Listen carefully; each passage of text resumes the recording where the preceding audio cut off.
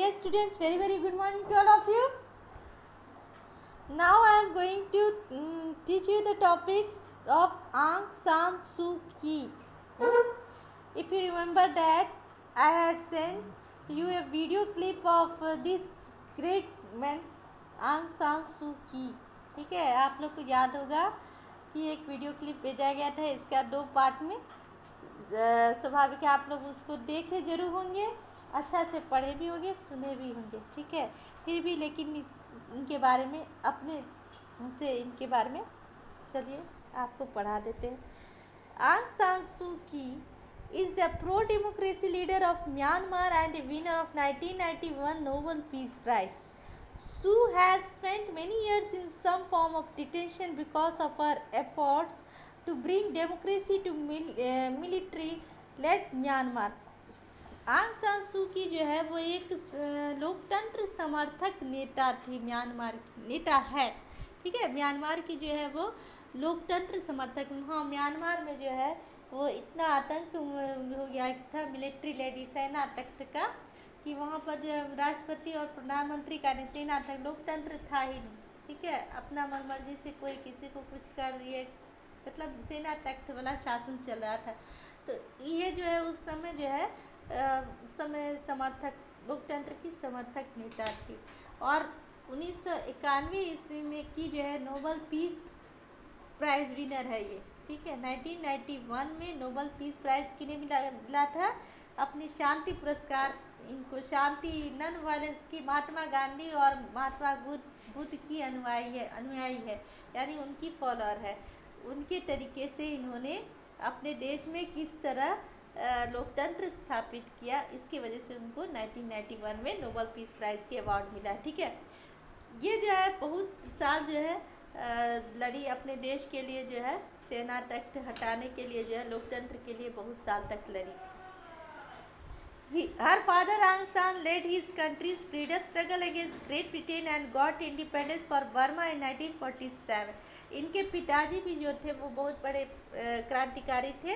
ठीक है, उनका भी जो है 1947 ईस्वी में इसका आप लोग को बता दें कि म्यांमार का जो ओल्ड नेम है उसको बर्मा कहा जाता था। क्या कहा जाता था? बर्मा कहा जाता था। उनके पिताजी का बहुत बड़ा योगदान रहा ब्रिटिश से नेपाल को आज़ादी दिलाने के लिए 1947 में। But he was killed by his own rivals in the same year. लेकिन वो खुद ही अपने ही आदमियों के द्वारा मारे गए थे, विरोधी की तरह। सू की's mother Daw King Kyi gained prominence as a political figure in the newly formed Burmese government. She was appointed the Burmese ambassador to India and Nepal in 1960 and Suu Kyi followed her there. अब जो उनकी पत्नी थी, यानी कि जो आंग सान सू की जो माँ थी डॉ किंग की, वो जो है वो वहाँ की पॉलिटिकल मतलब क्या प्रोमिनेंस ऐसे पॉलिटिकल फिगर, वो भी जो है राजनीतिक में आगमन की और बर्मीज गवर्नमेंट की जो है क्या राजदूत के भारत और नेपाल के राजदूत के रूप में 1960 में जो है नियुक्त हुई थी। ठीक है, तो ये भी जो है अब पॉलिटिक्स में चली आई थी। ये भी अपनी माँ का और पिताजी का अनुसरण की। आंग सान सू की जो थी वो भी पिताजी उनके फ्रीडम फाइटर थे, ये भी पॉलिटिक्स में आए, तो ये उनका अनुसरण किया। Later, Suu Kyi went to work for the United States in New York in 1988. Suu Kyi returned to Burma at first to tend her ailing mother, but later to lead the pro-democracy movement. Suu Kyi entered politics to work for democracy in her country. She founded the National League for Democracy on 27 September 1988 and organized peaceful rallies calling for democratic reforms and free elections. पहले तो वो सू की जो है जब follow की अपनी माँ पिताजी का, उसके बाद वो यूनाइटेड स्टेट न्यूयॉर्क चली गई। 1988 में जो है न्यूयॉर्क चली गई थी। ठीक है, उसके बाद वो जो है एक नेशनल लीग की स्थापना की। 27 सितंबर 1988 में उन्होंने नेशनल लीग डेमोक्रेसी की स्थापना की थी, ताकि लोग वहाँ के जो म्यांमार के लोगों में क्या है पीसफुल बना रहे, शांति और फ्री इलेक्शंस हो। ठीक है, फ्री इलेक्शंस होगा तो वहाँ नेता चुना जाएगा, नेता और प्रधानमंत्री राष्ट्रपति, यानी कि एक वहाँ का राष्ट्र जो है क्या बनेगा, लोकतांत्रिक राष्ट्र बने। ठीक है, इसलिए उन्होंने कौन सा लीग चला, नेशनल लीग डेमोक्रेसी। कब स्टार्ट हुआ था, 27 सितंबर 1988। ठीक है। But the army seized power in a coup and Suu Kyi was put under house arrest on 20 जुलाई 1989। लेकिन जो तख्ता पलट जो लोग जहाँ जो उन लोग का सैन्य शासन चल रहा था म्यांमार में, उन्होंने उनको क्या किया, सीज कर लिया इसको, जो वो नेशनल लीग डेमोक्रेसी जो स्थापना की थी उसको सीज कर लिए। उसके बाद इनको अरेस्ट कर लिए थे 1989। In 1990 general election Suu Kyi's National League for Democracy won a landslide victory, but the ruling military junta refused to accept the election results। अंत तक क्या हुआ, 1990 में बहुत सालों बाद वहाँ पर एक जनरल इलेक्शन हुआ था। इलेक्शन होने के बाद नेशनल लीग जो डेमोक्रेसी है वो जीत गया, लेकिन सैन्य जो वहाँ सेना शासन चल रहा था उसको रिफ्यूज़ कर दिया। ठीक है, उसके रिजल्ट को नहीं माना, नकार दिया। She remained under house arrest for almost 15 years of the 21 years from 20 July 1989 until her release on 30 November 2010। उनके जो अरेस्ट जो 15 साल किया गया था, 15 साल से 21 साल कर दिया बेचारी, और 21 साल वो जेल में रही। और आप लोग को बता दें कि जो जेल में रहने के दौरान ही उनको नोबेल पीस प्राइज़ दिया गया था। और हाल ही में न्यूज़ में 6 महीना साल भर पहले आया था कि उनको जो भी प्राइज़ दिया गया था सब उनसे ले लिया गया था वापस लेने की वजह थी कि एक जो रोहिंग्या प्रजाति आए थे, प्रजाति कहते हैं, रोहिंग्या जाति के जो लोग बांग्लादेश में आ रहे थे तो उनको वो रहने से इनकार कर दी थी, शरणार्थियों को निकाल बाहर कर दी थी। तो इस सब वजह से जो है ये हाईलाइट करने का मतलब कि इतनी बड़ी जो है समाज सुधारक, इतनी बड़ी नेता होने के बावजूद इतना गलत काम की, उनको कोई अधिकार नहीं है वो मेडल रखने का। तो इसीलिए बहुत सारे मेडल्स इनसे जो है छीन लिए गए। ठीक है, तो ये 2000 का नवंबर 2010 13 नवंबर 2010 तक ये कैद रही थी। हर party contested in the 2015 general elections of Myanmar and won a landslide victory। On 6 April 2016 she assumed office as the state councillor of Myanmar। उसके बाद जब वो बाहर निकली 6 अप्रैल 2016 को, वो म्यांमार की स्टेट काउंसलर की जो है वो क्या हो गया, स्टेट काउंसलर के पद पर ऑफिस में। अब ये रहा म्यांमार की बात। अब आए कम्युनिस्ट गवर्नमेंट। कम्युनिस्ट गवर्नमेंट खास तौर पर चाइना, क्यूबा और वियतनाम, इस तरह के जो गवर्नमेंट है उसको कहा जाता है कि एक सरकार। ठीक है, चाइना में प्राय देखा जाता है कि कम्युनिस्ट के अलावा कोई और पार्टी को रहने ही नहीं दिया जाता है, कोई कंपटीशन ही नहीं। वहाँ जो प्रेसिडेंट का चुनाव या होता है प्राइम मिनिस्टर, तो उसमें अदर पार्टी के लिए कोई जगह ही नहीं, बहुत हुआ तो 10% 15%, लेकिन उसको भी वो हटा दिया जाता है। ठीक है, या तो मरवा दिया जाता है या उसको चलो हटा, एक ही पार्टी का वहाँ रहता है। द कम्युनिस्ट और socialist government are also non democratic government, इसीलिए इसको भी जो है वो लोकतांत्रिक शासन ही माना जाता है, एक तरह से तानाशाही माना जाता है। ठीक है, the Russian revolution in 1970 and Chinese Revolution 1949 were landmarks in establishing communist government in these countries। China, Cuba and Vietnam are some communist states। जैसे चाइना हुआ, क्यूबा हुआ, वियतनाम हुआ, ये सब कम्युनिस्ट स्टेट है। ठीक है, इसके शिकार जो रशिया रेवोल्यूशन, रशिया का क्रांति सुने होंगे 1917 में, जिन्होंने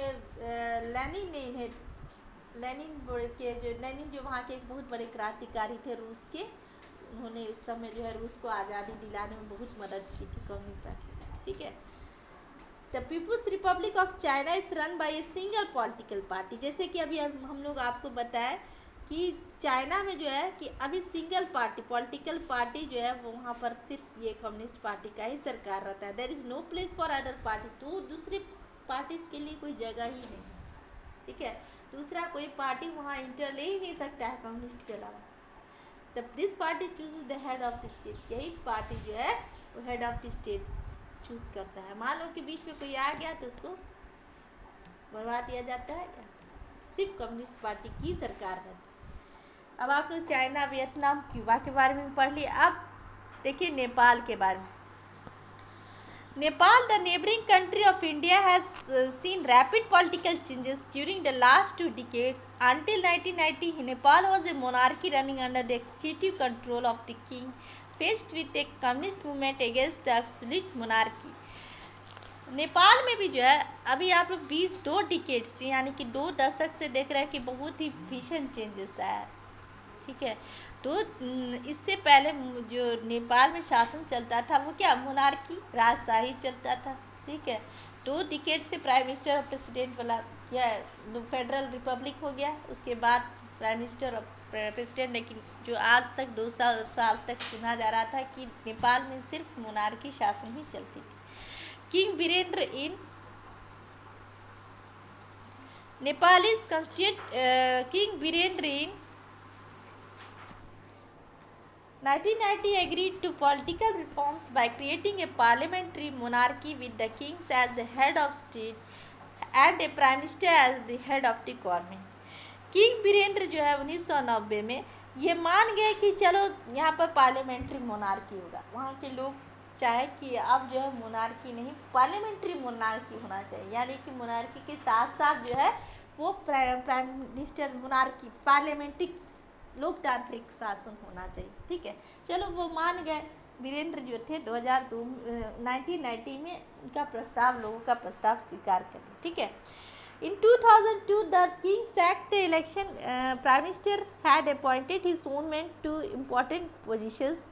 Following this, in 2005, the king dismissed the entire government and assumed full executive powers.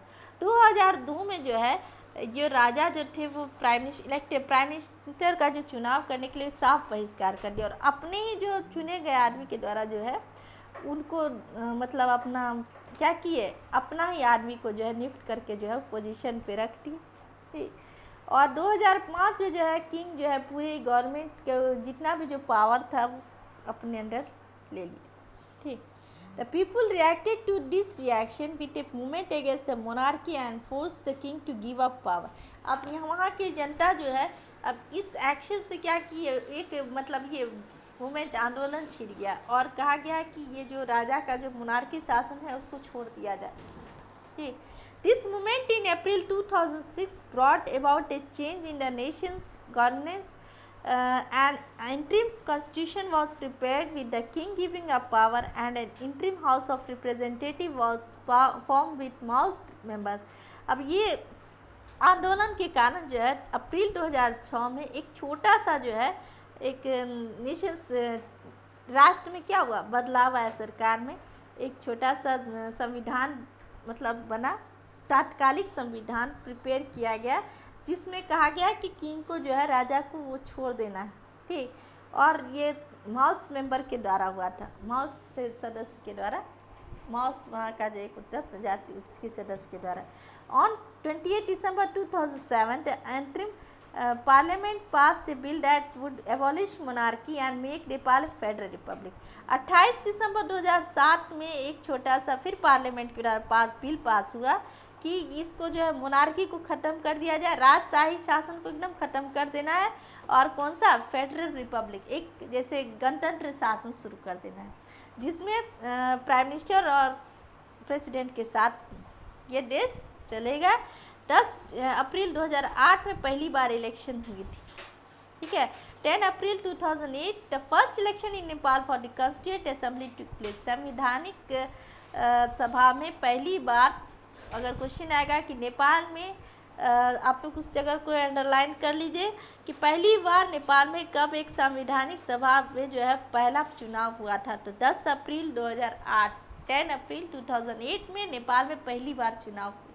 ठीक है, on the 28 May 2008 law makers in Nepal legally abolished the monarchy and declared the country a republic in the 239 years of royal rule. 28 May 2008 में जो नेपाल के law makers थे legally abolished 239 सालों का जो record था मोनार्की शासन का, कितने साल नेपाल शासन की 239 साल, वो जो है एबॉलिश खत्म। 239 सालों का जो राजशाही शासन चल रहा था नेपाल में वो क्या हो गया खत्म हो गया। और ज्ञानेंद्र जो वहाँ के राजा थे उनको ये नोटिस दिया गया कि 15 दिन के अंदर जो है वो महल खाली करके दे देना है, उसको सरकार अपने कब्जा पर कर लेगी। ठीक है, 15 दिन के अंदर उनको नोटिस मिल गया कि वो काठमांडू का जो वो महल था, रॉयल प्लेस था, जो वो राजशाही महल में रहते थे, उनको खाली कर देना है। ही left the former royal place on 11 June, 11 जून को उन्होंने वो खाली कर दिया, महल खाली कर दिया। और first round of voting for the election of the country's president and vice president to place in the constituent assembly. उसके बाद 2008 में ही, ये भी अंडरलाइन कर लीजिए, 11 जुलाई 2008 को राष्ट्रपति और उपराष्ट्रपति के लिए भी चुनाव। ठीक है, 10 अप्रैल 2008 के लिए प्राइम मिनिस्टर के लिए हुआ था और 19 जुलाई 2008 के में राष्ट्रपति उपराष्ट्रपति के लिए। तो इस तरह नेपाल के जो पहले राष्ट्रपति थे वो कौन बने थे? पहले राष्ट्रपति बने थे प्रचंड ये पुष्प कमल दहल, और जो उपराष्ट्रपति थे, सॉरी ये माउस लीडर थे ना, तो सबसे पहले जो है यहाँ के जो परमानंद झा जो है पहले वाइस प्रेसिडेंट थे, और डॉक्टर रामवरण यादव यहाँ के राष्ट्रपति बने। रामवरण यादव राष्ट्रपति और परमानंद झा जो थे उपराष्ट्रपति। सबसे पहला नेपाल के राष्ट्रपति थे कौन? डॉक्टर रामवरण यादव, और उपराष्ट्रपति परमानंद झा। और on 15 August 2008 Maoist leader Pushpa Kamal Dahal was elected the prime minister of Nepal, और पहले प्रधानमंत्री जो बने थे वो थे पुष्प कमल दहल। और आज जो है नेपाल के प्रधानमंत्री है KP शर्मा ओली, और राष्ट्रपति है विद्या देवी भंडारी। ठीक है, जो वहाँ की पहली महिला राष्ट्रपति भी कहलाती।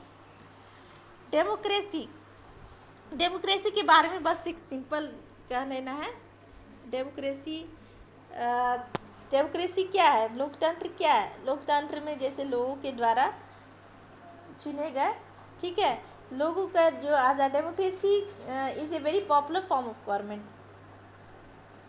ये सरकार का जो है बहुत ही फेमस रूप है, बहुत ही विस्तृत रूप है। It provides maximum freedom to the people. इसके द्वारा लोगों को क्या होता है? मैक्सिमम क्या होता है? फ्रीडम मिलता है।